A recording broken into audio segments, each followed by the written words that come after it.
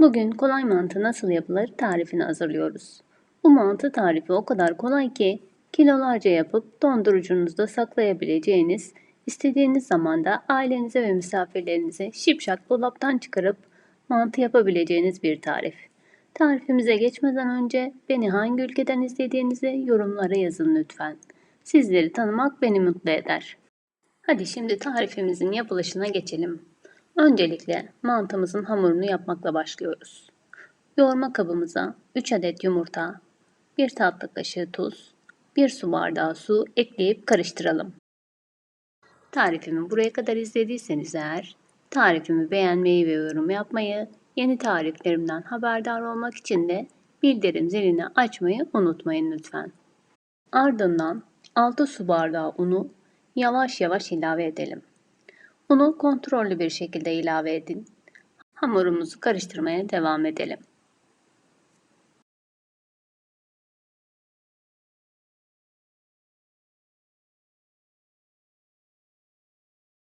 Hamurumuzu kulak memesi kıvamına gelene kadar artık elimizle yoğurmaya devam ediyoruz.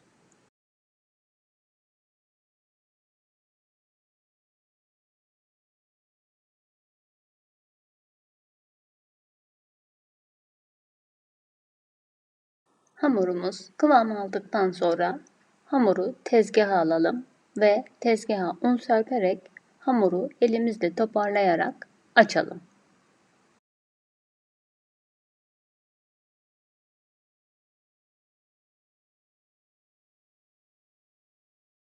Daha sonra mantı hamurumuzu 4 eşit bezeye bölelim. Bezeleri elimizle yuvarlayarak top haline getirelim ve bir kenara alalım.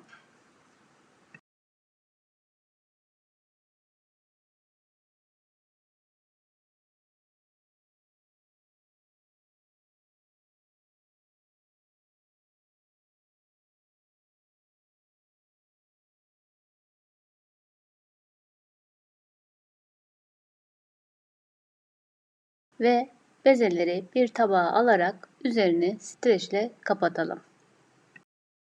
Mantının iç harcını hazırlayana kadar bezelerimizi dinlenmeye bırakalım.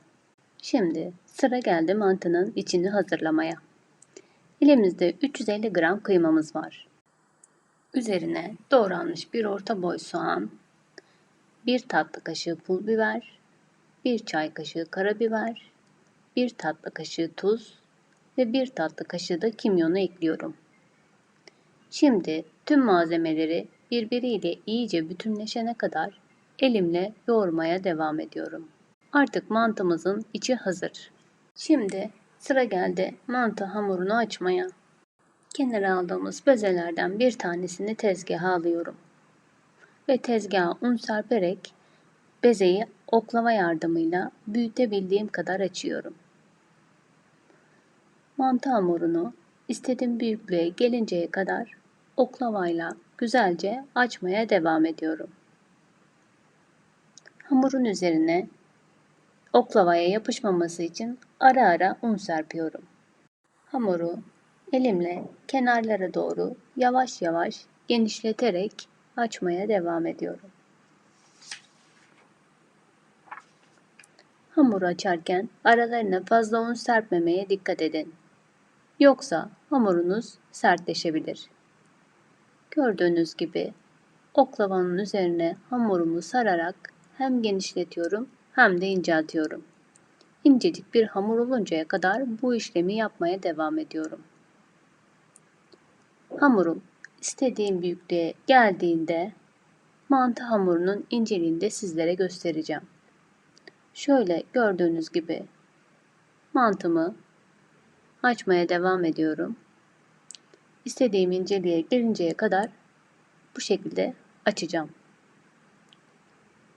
Artık mantı hamurum istediğim inceliğe geldi.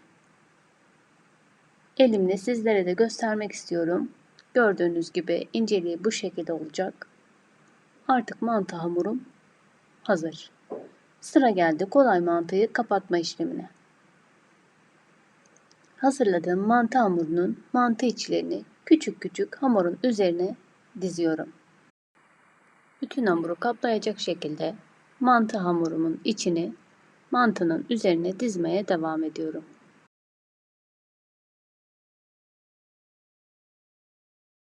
Mantımızın içlerini hamura yerleştirdik. Sıra geldi kapatma işlemine. Şimdi diğer açmış olduğum mantı hamurumu yavaş ve dikkatli olacak şekilde iç harcı koyduğumuz hamurun üzerine kapatıyorum. Elimle kenarlarını hafifçe bastırıyorum.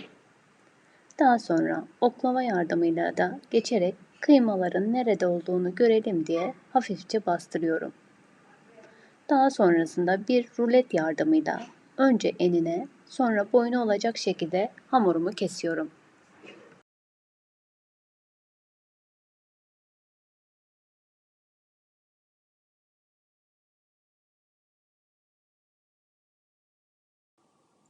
Kolay mantımın tamamını kesip hazırladıktan sonra da sizlere tekrardan göstermek istiyorum. Şimdi hazırladığım bu mantının bir kısmını ben pişireceğim. Daha sonra geriye kalan kısmını da buzluğa atacağım. Buzluk içinde uygun bir mantı tarifi diyebilirim.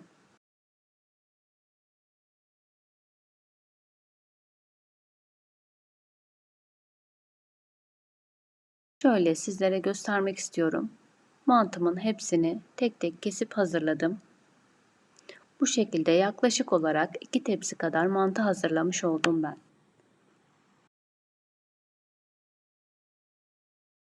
Sıra geldi mantımızı pişirme aşamasına. Bir porsiyonunu da pişirerek sizlere göstermek istiyorum. Öncelikle kaynar suyun içerisine 1 tatlı kaşığı tuz ilave ediyorum. Daha sonra biraz da zeytinyağı ilavesi yaptıktan sonra ardından bir kase mantımı yavaş yavaş kaynayan suyun içerisine bırakıyorum. Kaynayan suyun içerisine mantılarımı yavaş yavaş bıraktıktan sonra da hafifçe biraz karıştıracağım. Gördüğünüz gibi mantılarımı tek tek kaynayan suyun içerisine bırakıyorum. Mantılarımı yaklaşık olarak 10 dakika kadar kaynatıyorum.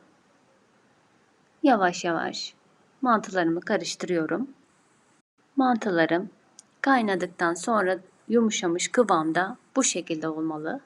Şimdi mantılarımı tek tek servis tabağına alıyorum.